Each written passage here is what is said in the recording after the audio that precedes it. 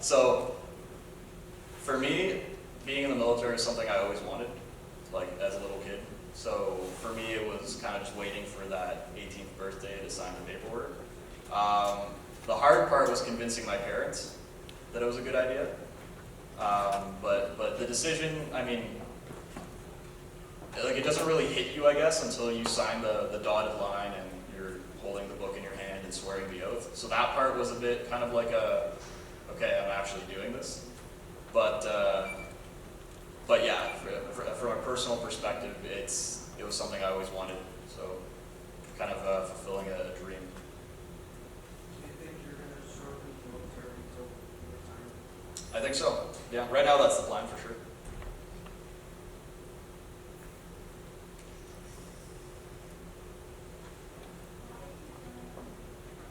Why did I join the Army? Okay, so that's a bit of a loaded question.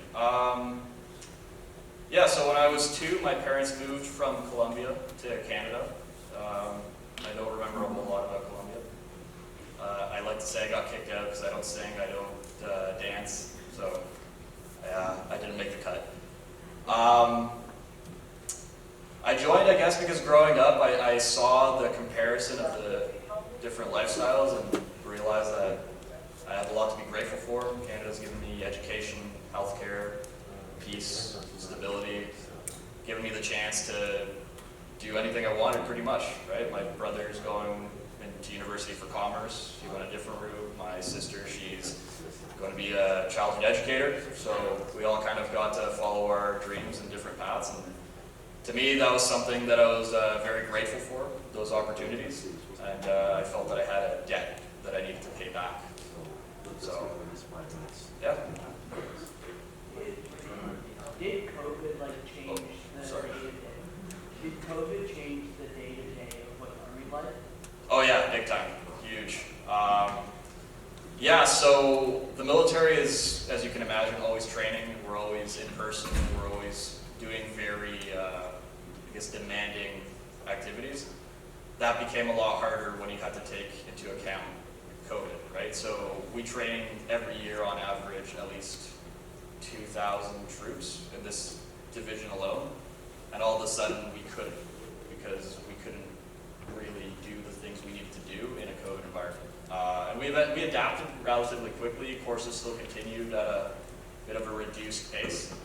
But yeah, we had to adapt. And with Operation Laser, that was Canada's largest deployment of the reserves since World War II. So just here in Ontario, part of the battle group that I was with, there was almost 800 reservists deployed, right, at different long-term care homes around the province. So it did definitely disrupt the normal flow of Army operations.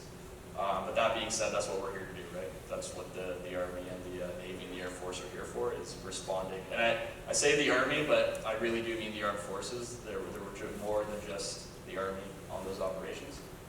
But yeah, it did change things a lot, and it was only really this year that things kind of went back to normal.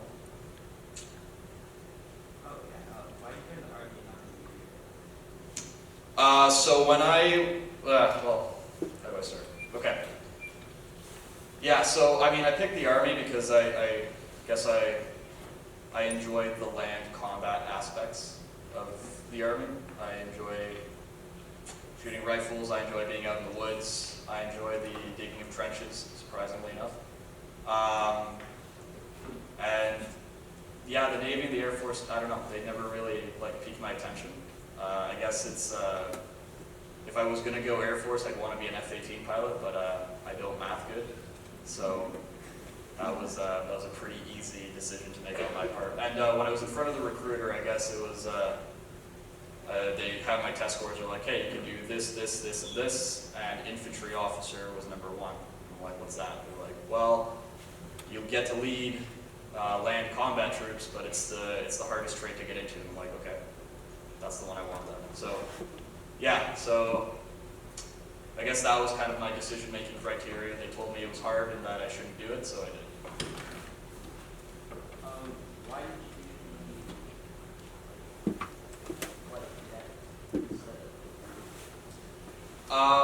yeah, so that was, I guess, more of my parents' influence. They thought if I was going to do something military-related, then I should try to get like a qualification out of it. So they wanted me to get like a pilot's license. Sorry, mom and dad. But yeah. So, how prepared would you say is the Canadian military for any potential military activity? We're always ready. Always ready. Actually, right now, this division's entering the commitment phase, so we'll be deploying again for fiscal year 23-24. So this year we'll be sending from this area, from Ontario. We're going to be starting to lead the deployments for the next 2 years.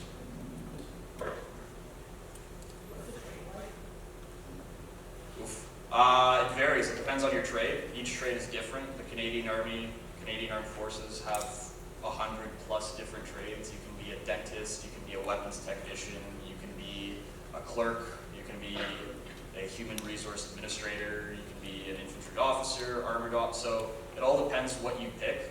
So the way it starts is you enroll, and then you do the basic military qualification, and that's your first 12-week course. And they teach you how to put on the uniform, how to tie your boots, how to shoot a rifle. So the first course is the same for everybody. We like to say everybody's a rifleman first. Everybody learns the basic skills of marksmanship, how to be a soldier. And then after that course, you go on to whatever your trade-specific courses are. So I can only really speak to my experience. I did BMQ, and then I went on to what's called the Basic Military Officers Qualification. So all officers in the Army specifically, not the Air Force or the Navy, have to do this qualification, which gives them the basic skills of how to be an officer and how to lead troops in the Army, right? And then from there, that was 4 months. After that course, you go on to whatever your trade-specific course is. So on that course, I was with armored officers, intelligence officers, all kinds of different officers. After that, that's where you get to do your trade-specific training. So after that, I went to go do what's called Infantry Dismounted Officers Course 1.1.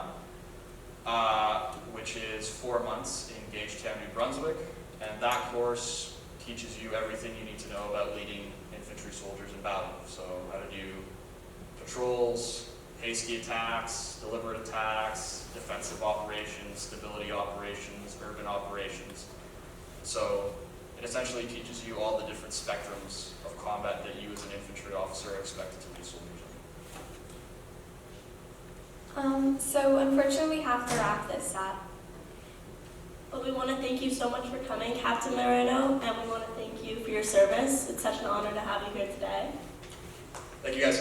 Thank you everyone for coming. Please return to class with your teachers and have a great day.